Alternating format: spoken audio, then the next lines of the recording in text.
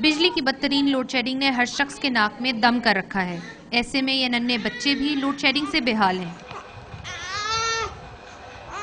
بجلی جاتی ہے تو پانی بھی ساتھ ہی لے جاتی ہے. پورا دن اسی انتظار میں گزر جاتا ہے کہ بجلی کب آئے گی, پانی کہاں سے ملے گا.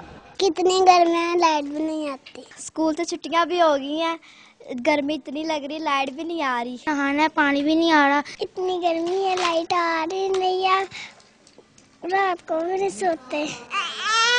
اپنے بچوں کو اس حال میں دیکھ کر مائیں الگ مضطرب ہیں. پہلے تو 1 گھنٹے بعد 1 گھنٹہ جاتی ہے, اب 3 گھنٹے نہیں آ رہی. بچوں کا یہ حال ہے, چھوٹا سا بچہ ہے, بلک رہا ہے. میرا بچہ اب گرمی نہ بیمار ہو گیا ہے, وہ تو جمدے جوانے ماما واسطے.